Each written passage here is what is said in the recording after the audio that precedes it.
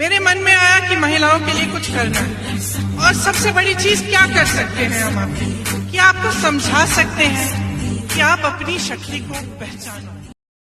कांग्रेस ने महिलाओं के बाद अब युवाओं को अपनी ओर आकर्षित करना शुरू कर दिया है। जैसे महिलाओं को अपनी ओर करने के लिए उन्होंने घोषणा पत्र जारी किया था और महिलाओं के लिए जितना हो सके उतना अच्छा लिखा था, उसी तरह युवाओं के लिए भी एक घोषणा पत्र जारी किया है और उसमें युवाओं को कई तरह के लालच दिए हैं।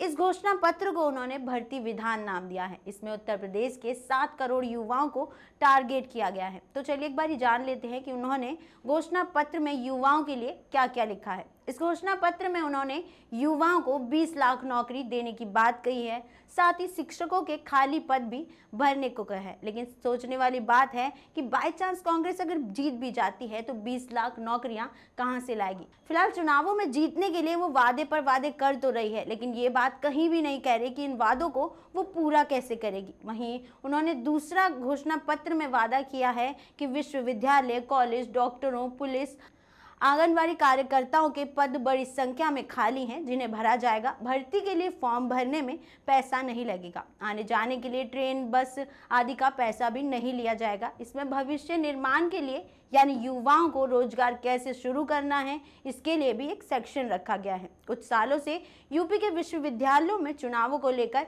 कुछ नहीं हो रहा, उसके लिए भी एक सेक्शन रखा गया है। संस्कृत विश्वविद्यालयों में शिक्षकों के पद पर भर्ती, उर्दू शिक्षकों की भर्ती भी की जाएगी। जहां 100 से ज्यादा एक ही इंडस्ट्री की फैक्ट्री है उसे क्लस्टर बनाया जाएगा। साथ ही उन्होंने ये भी कहा है कि जांच कैलेंडर बनाया जाएगा जिसमें परीक्षा की तारीख से नियुक्ति तारीख तक होगी। कड़ाई से पालन ना होगा तो जुर्माना भी लगेगा। इसके अलावा उन्होंने आरक्षण का घोटाला और भर्ती घोटाले जैसे घोटालों पर भी लगाम लगेगी। शिक्षा के बजट को भी हमारी सरकार आएगी तो उसे भी बढ़ाएगी। वहीं विश्वविद्यालय, कॉलेज में फ्री वाईफाई, लाइब्रेरी, मेस आदि की सुविधाएं दी जाएंगी। सभी कॉलेज और विश्वविद्यालयों में ईडब्ल्यूएस के लिए प्री और पोस्ट मैट्रिक स्कॉलरशिप मिलेगी, इसकी व्यवस्था भी की जाएगी। सिंगल विडो को भी खोला जाएगा। रोजगार के लिए भी नए अवसर निकाले जाएंगे। नदी पर निर्भर समुदाय के लिए खास काम किया जाएगा। उन्होंने इस तरह के कई वादे किए हैं अपने घोषणा पत्र में, लेकिन कहीं भी ये नहीं बताया कि इन घोषणा पत्रों में किए गए वादों को वो कैसे पूरा करेंगे, क्योंकि अभी तो चुनाव आने वाले हैं